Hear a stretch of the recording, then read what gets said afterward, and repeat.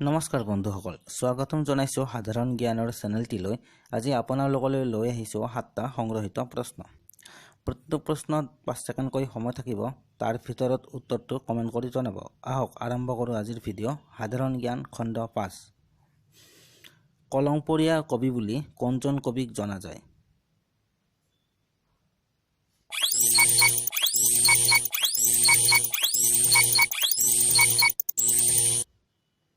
উত্তৰ দেৱকান্ত বৰুৱা। গুৱাহাটী অনাটৰ কেন্দ্ৰৰ পৰা সম্প্ৰচাৰ কৰা প্ৰথম অসমীয়া নাট কোনখন?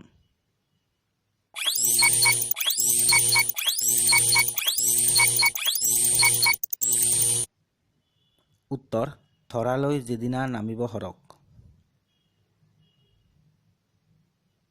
কোনগৰাকী ব্যক্তিয়ে লেডী ডাইনাৰ নাট্যৰূপ দিছিল?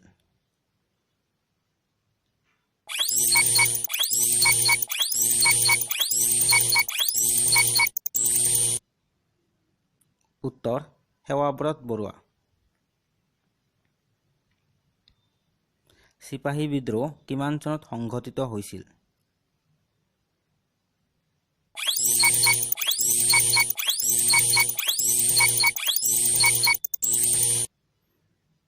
উত্তৰ 1857 চনত।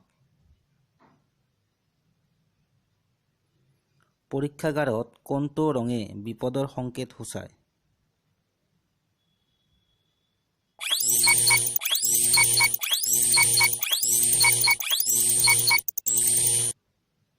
উত্তৰ হালধীয়া ৰঙে। সংস্কৃত ভাষাৰ নাটক অসমীয়ালৈ অনুবাদ কৰা প্ৰথম অসমীয়াজন কোন?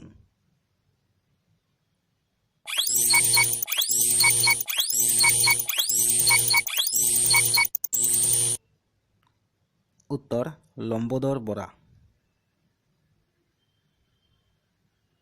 এছিয়া মহাদেশৰ ভিতৰত কোনে প্ৰথমে নোবেল বঁটা লাভ কৰে?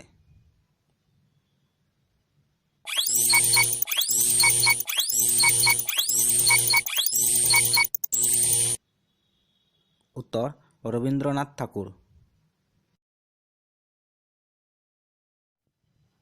ভিডিঅ'টো চাই যদি আপোনাৰ ভাল লাগিছে লাইক, শ্বেয়াৰ আৰু ছাবস্ক্ৰাইব কৰিব। ধন্যবাদ।